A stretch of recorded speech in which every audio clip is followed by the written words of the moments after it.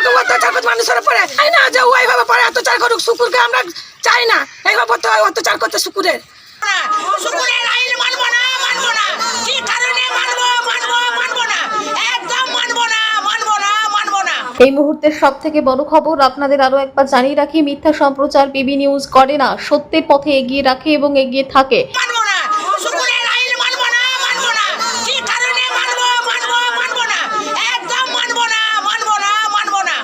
রাজনীতির ফায়দা তুলতে মিথ্যা অপপ্রচার চালাচ্ছেন রায়ান অঞ্চলের ডাঙ্গাপাড়া এলাকার প্রাক্তন তৃণমূল নেতা শুকুর আলী। এলাকার মহিলারা অভিযোগ করেন শুকুর আলী নিজের গ্রামে অত্যাচার চালিয়ে ডাঙ্গাপাড়ায় পালিয়ে এসে এখানেও অত্যাচার চালাচ্ছে। শুকুর আলীর অত্যাচার অবিলম্বে বন্ধ করতে হবে। গত 3 তারিখে শুকুর আলীর শালা শেখ সুরজকে মারধর করার অভিযোগ তুলেন শুকুর আলীর পরিবাররা।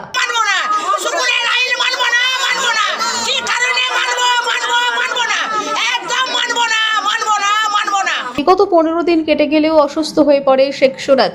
গত 2 দিন আগে শেখ সুরাজকে বর্ধমান মেডিকেল কলেজে ভর্তি করা হলে ওখান থেকে রূপান্তরিত করা হয় ড্রিম লাইফ হাসপাতালে এবং তার মাথায় চোট লাগায় অবনতি হওয়ার ফলে গতকাল থেকে রেফার করে পিজি হাসপাতালে।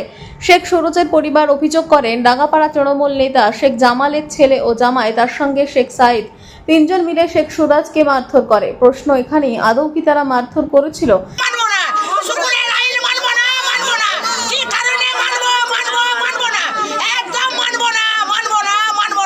না মিথ্যা করে অভিযোগ করা হচ্ছে ওদের উপর? সমস্ত তথ্য প্রমাণ নিয়ে এসেছে আপনাদের সামনে পিবি নিউজ।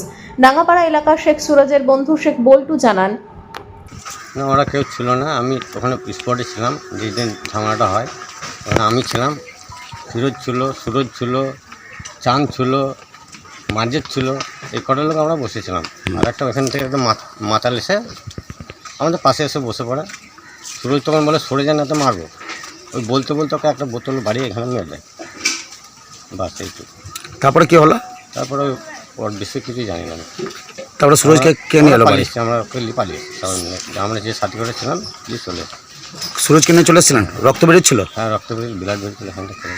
সে সুরজকে নিয়ে এসে কোথায় হসপিটালে লেগেছেন তার বাড়ি? সোজা বাড়ি নিয়ে এসে ওর বাড়ির লোক জানতো? হ্যাঁ, জানে।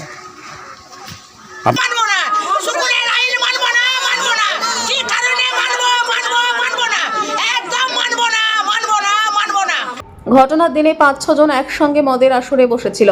পিছু দিক থেকে এক মাতাল এসে তাদের বিরক্ত করে শেখ সুরাজ। সেই বিরক্তকারীকে সরে যা বলতেই মদের বোতল নিয়ে তার কান মতো আঘাত করেন। রক্তাক্ত হয়ে পড়ে শেখ সুরাজ। তার সঙ্গীয় বন্ধুরা টোটো করে শেখ সুরাজকে তুলে নিয়ে এসে তার বাড়িতে দিয়ে যায়। বাড়ির সকলেই জানে এই মারধরের ঘটনা, এমনটাই জানালেন শেখ সুরাজের বন্ধু শেখ বল্টু। তবে এখানেই প্রশ্ন, রাজনৈতিক প্রতিহিংসায় কি এমন নামকরণ করছেন শেখ সুরাজের আত্মীয়রা?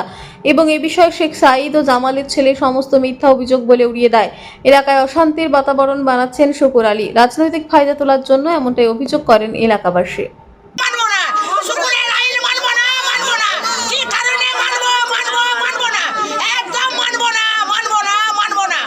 পুরোপুরি মিথ্যা এটা। আমরা রেজাল্টের পর 4 তারিখ থেকে আমরা ঘর ছাড়া ছিলাম। আমরা নিজেদের মধ্যে হ্যারাসমেন্টে পড়ে আছি। আমরা ভালো করে কাজ করতে পারছি না, খাওয়া দাওয়া করতে পারছি না, পাড়াতে থাকতে পারছি না। আমরা প্রচুর আতঙ্কের মধ্যে আছি এবং এই ঘটনা কবে ঘটেছে, কোথায় ঘটেছে তা আমরা কিছুই জানি না। এখন বর্তমানে ওরা আমাদের পাড়াতে, ওরা বংশধর, ওরা সবাই ক্ষমতায় আছে, সব ক্ষমতা ওদের হাতে। আজকে 3 তারিখের ঘটনা, যদি 3 তারিখে যদি আমরা ঘটাতাম তাহলে ক্ষমতা তো ওদের হাতে। ওরা তো আমাদের পাড়াতে এসে আমাদের অত্যাচার করতো, আমাদেরকে বলতো। এতদিন কিছু না বলে কালকে রাতে শুনতে পাচ্ছি যে আমরা নাকি মেরেছি, আমরা নাকি এই করেছি। তাহলে এতদিন কেন বললো না? আমরা যে বোতল ভেঙেছি, ওর সাথে গেছি, যেখানে 3 তারিখে যেখানে ঘটনাটা ঘটেছে, আমি প্রশাসনের কাছে হাত জোর করে বলবো, রিকোয়েস্ট করে যে আপনারা তদন্ত করুন সেদিনকে ওরা কোথায় ছিল আর আমাদের লোকেশন আমরা কোথায় ছিলাম। আমরা যদি দোষী হয় প্রশাসন তদন্ত করুক, তদন্ত করে দোষী যারা ন্যায্য দোষী, যারা সঠিক দোষী তাদেরকে সেইভাবে শাস্তি দেওয়া হোক, তাদেরকে তুলে নিয়ে যাওয়া হোক। আমরা এতে কোনো যুক্ত নয়। আমাদেরকে চক্রান্ত করে বিজেপি নেতা হওয়ার জন্য, নেতৃত্ব পদ পাওয়ার জন্য কিছু মানুষ চক্রান্ত করে আমাদেরকে ফাঁসানোর চেষ্টা করছে। ওদেরই বংশধরের মধ্যে কেউ আছে যে একটা ছেলে অসুস্থ, আমাদের পাড়ার ছেলে, আমাদের নিজেদের বুকে লাগছে যে নিজেদের ছেলে একটা অসুস্থ। সেই ছেলের অসুস্থতা নিয়ে কিছু লোক পলিটিক্স করে আমাদেরকে ফাঁসানোর চেষ্টা করছে, আমাদেরকে হ্যারাসমেন্ট করার চেষ্টা করছে। আদৌ আমরা জানি না যে কোথায় মারপিট হয়েছে। ওর যারা বন্ধু আছে, বান্ধব আছে, আপনারা তাদের কাছে যান, তাদেরকে জিজ্ঞেস করুন সেই দিন কী ঘটনা ঘটেছে না ঘটেছে। তাদের কাছে গেলেও তারা আমাদের ডাঙ্গাপাড়া, তাদের কাছে গেলে আপনারা সঠিক জানতে পারবেন। এটা পুরো সম্পূর্ণ মিথ্যা। যেখানে হয়েছিল সেখানে আমরা ছিলামও না। এটা আমাদেরকে ফাঁসানো হচ্ছে। যখন এটা হয়েছে আমাদেরই পাড়ার কিছু মানুষ ওনার সাথে ছিলেন, ওনারা পাড়ায় নিয়ে এসছেন টোটো করে, ওনাদের বাড়িতে দিয়েছেন, সেটা আপনারা তদন্ত করুন কারা ছিল। আর আমরা যদি দোষী হয় আইন আমাদের বিরুদ্ধে যা ব্যবস্থা নেবে আমরা তার জন্য প্রস্তুত। তাহলে এই এলাকায় কি উত্তপ্ত বা অশান্ত পরিবেশ করার জন্য চক্রান্ত করে কি আপনাদের ফাঁসানো হচ্ছে? হ্যাঁ অবশ্যই কি বলবেন? আমাদেরকে ফাঁসানো হচ্ছে। আমাদেরকে ফাঁসানোর পেছনে সম্পূর্ণরূপে হাত শুকুর আলীর, তার নেতৃত্বে শেখ সাজ্জু এবং শেখ বাবু আমাদেরকে ফাঁসানোর জন্য এটা করেছে। কি চাইছেন আপনারা?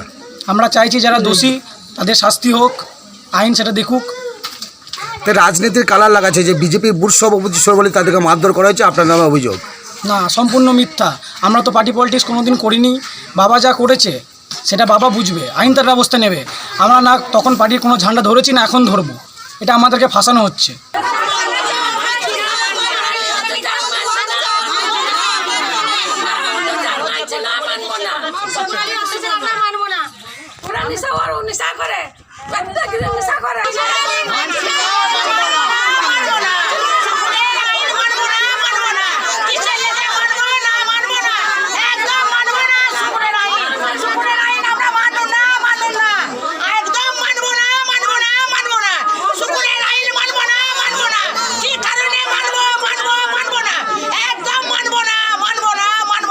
পেছন থেকে মেরেছে ওকে, কিন্তু ও যখন মেরেছে হুঁশ হয়েছে, অজ্ঞান হয়ে গেছিল। ওর সাথে 2-3 জন ছিল পাড়ার, তারা ওকে হুঁশ করেছে।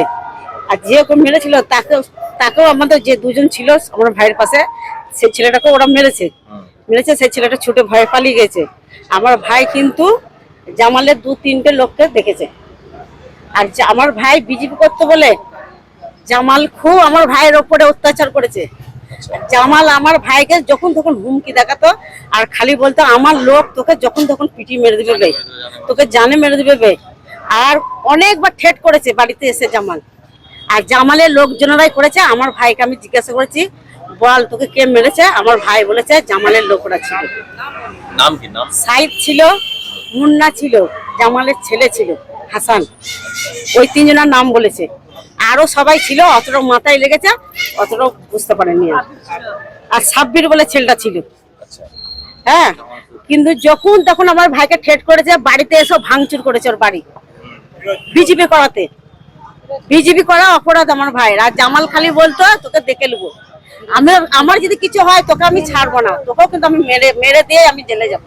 এই কথাটা প্রায় জামাল বলতো, প্রায় আমার ভাইকে বলতো। এখন তো বিজেপি সরকার চলে এসেছে, তাও মার খাচ্ছে। হ্যাঁ, তাও করেছে ওইটা, ওরা ষড়যন্ত্র করে করেছে ওইটা। হ্যাঁ, আপনার ভাই এখন কোথায়? আমার ভাইকে তখন পিছিয়ে গেল। আমার ভাইয়ের কোনো অবস্থা খারাপ, একবারে সিরিয়াস কন্ডিশন খারাপ? হ্যাঁ, কন্ডিশন একবারে খারাপ। আমার ভাই অপারেশন করলেও আমার ভাই মারা যেতে পারে। হ্যাঁ, এমন করেছে ওকে একবারে মার্ডারই। আপনারা কি প্রশাসনের কাছে গেছিলেন? হ্যাঁ, গেছিল। এফআইআর করা আছে আপনার? হ্যাঁ, তারা কি আশ্বাস দিয়েছে? ওরা দেখবে কেসটা।